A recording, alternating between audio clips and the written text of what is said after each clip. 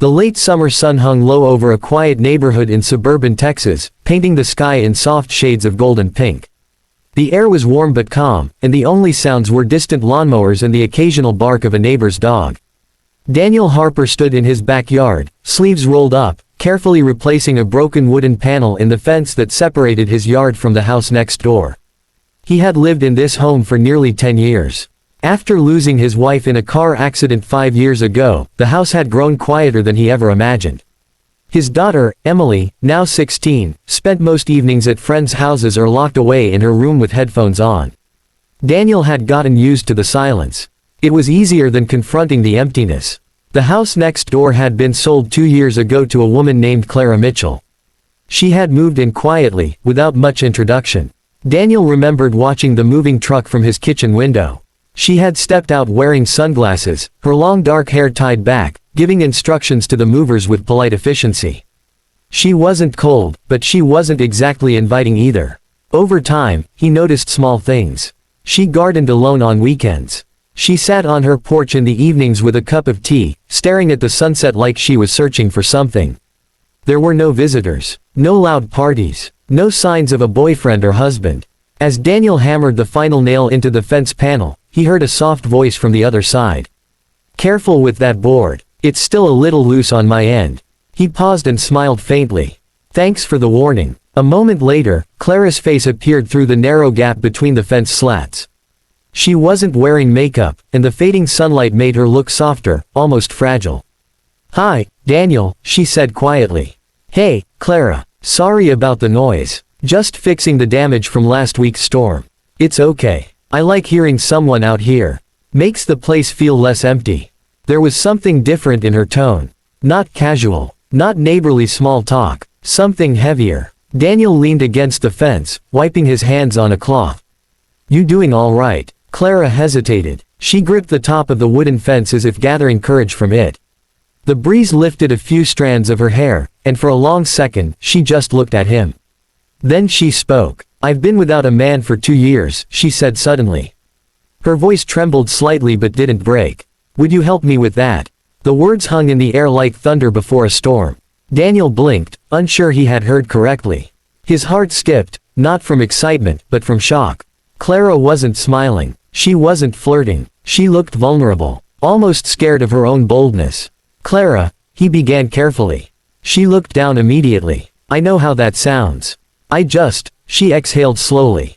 "I'm tired of being alone." The backyard felt smaller somehow.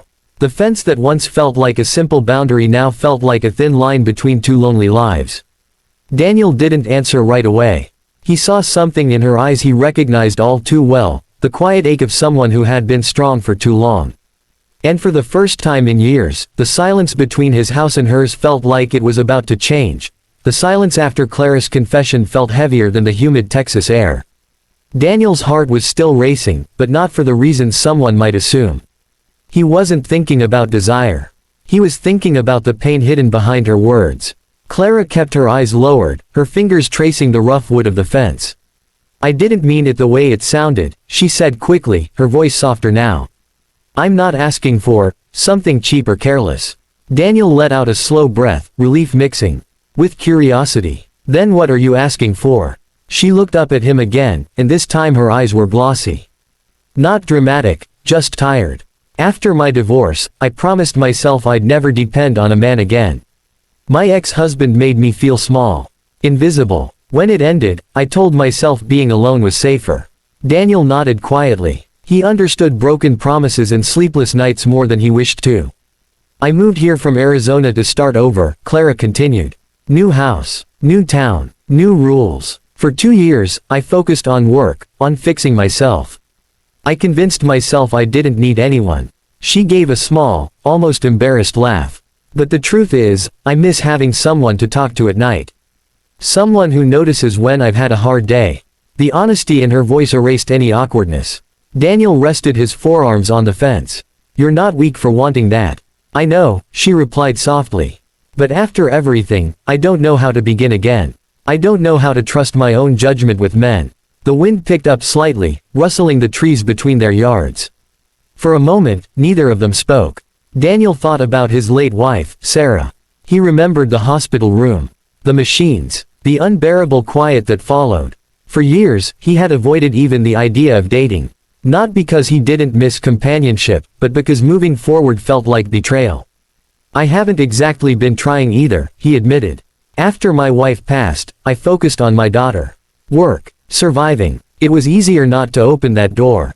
Clara's expression softened. So you understand. Yeah, he said gently.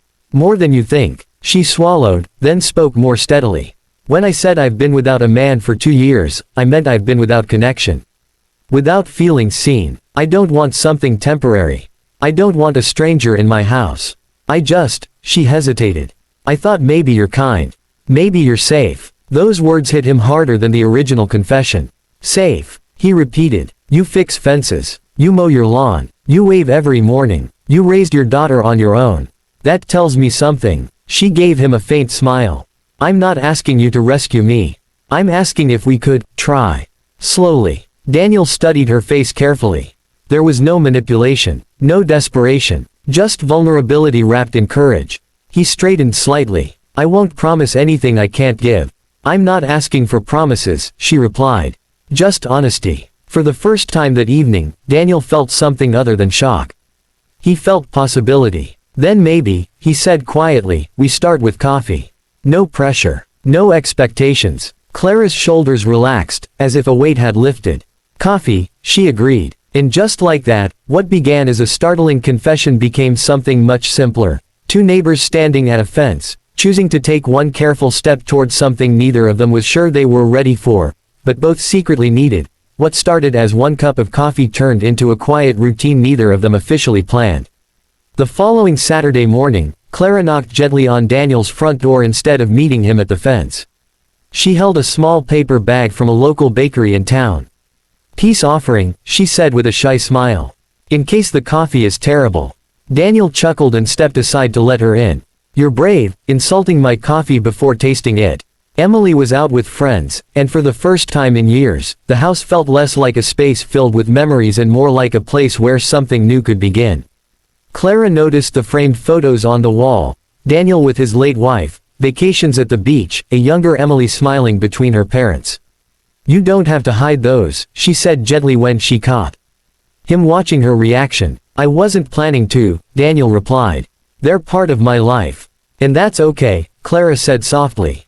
That conversation set the tone. Nothing was rushed. Nothing was forced. They talked for hours that morning, about childhood stories, embarrassing high school memories, favorite movies, and the strange way Texas weather changed its mood in minutes. Over the next few weeks, their meetings became natural. Sometimes Clara invited him over for dinner. Other times, they sat on his porch watching the sun sink below the horizon. The fence between their yards no longer felt like a barrier, it felt like a reminder of where things had started. Clara began to laugh more freely. The guarded expression she used to carry softened. She told him about her marriage, how it had started with charm and promises but slowly turned into criticism and control. I lost myself trying to keep him happy, she admitted one evening. Daniel listened without interrupting. He didn't try to fix her story or compete with it. He simply understood. In return, he shared memories of his wife, how they met in college, how she used to sing off-key in the kitchen, how losing her felt like losing the future he thought was guaranteed.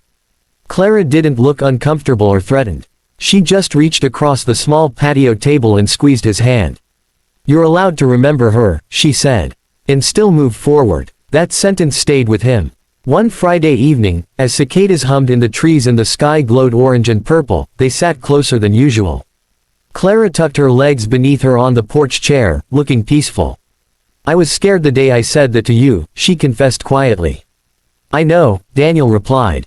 I thought you'd see me as desperate. I saw you as honest. She looked at him then, really looked at him, and something unspoken passed between them. Not passion, not urgency, something steadier. Maybe I didn't need a man, she said thoughtfully. Maybe I just needed someone kind. Daniel smiled, his voice calm but certain. Maybe we both did. For the first time in years, the loneliness that had lived quietly in both houses seemed to fade. They weren't labeling anything. They weren't making promises. They were simply showing up, for coffee, for conversation, for each other. And sometimes, that was enough to start healing. By the time autumn settled over the neighborhood, something subtle but powerful had changed between Daniel and Clara. The air grew cooler, the trees lining their backyards shifting from deep green to shades of amber and red. What once felt like two separate lives running side by side now felt gently intertwined. One Sunday afternoon, Daniel stood in his yard again, tools laid out beside him. Clara watched curiously from her porch. "You're fixing the fence again," she called. "Not exactly," he replied with a small grin. Instead of repairing damage, Daniel was creating something new. Carefully, he removed a section of the wooden panels and began installing a small wooden gate between their properties. Clara walked closer, her arms wrapped around herself against the breeze. "What's this for?" Daniel tightened the final hinge and tested the swing of the gate. It opened smoothly. "I figured," he said casually, though his heart was steady but full, "we're walking around the long way too often." Clara stared at the small gate as if it were something far more meaningful than wood and metal. "Because it was. You didn't have to do that," she whispered. "I wanted to." That evening, she used the gate for the first time. No knocking, no hesitation, just a gentle push and a quiet step into his yard. Emily happened to be home, and to Daniel's surprise, she greeted Clara warmly. Over the past weeks, Clara had slowly become familiar, a kind presence rather than an awkward stranger. They shared dinner that night. Nothing fancy. Grilled chicken, salad, simple conversation. But there was laughter. Real laughter. The kind that fills empty corners of a house. Later, after Emily retreated upstairs, Clara and Daniel stood outside beneath a sky scattered with stars. The cool air carried the scent of fallen leaves. "I've been thinking," Clara began softly. "That's usually dangerous," Daniel teased lightly. She smiled but quickly grew serious. 2 months ago, I was standing behind that fence feeling embarrassed and lonely. I thought I was asking you for one thing." She paused. "But what I really wanted was hope." Daniel looked at her carefully. "And did you find it?" She stepped closer, her voice steady now, not trembling like before. "Yes. But not because you rescued me. Because you stayed. You listened. You didn't rush me." He gently took her hand, his thumb brushing over her knuckles. "You didn't need saving, Clara. You just needed someone willing to walk beside you." Tears glistened briefly in her eyes, but they weren't tears of sadness. They were relief. For years, both of them had been surviving, going through motions, protecting their hearts, convincing themselves they were fine alone. But standing there under the quiet Texas sky, they both understood something simple and powerful. Love doesn't always arrive with fireworks. Sometimes it begins with a broken fence. Sometimes it starts with honesty. Sometimes it grows slowly, like autumn settling in. Clara rested her head lightly against his shoulder. No dramatic declarations. No rushed promises about forever. Just two people who had been brave enough to open a gate, between their yards, and between their hearts. And this time, neither of them felt alone.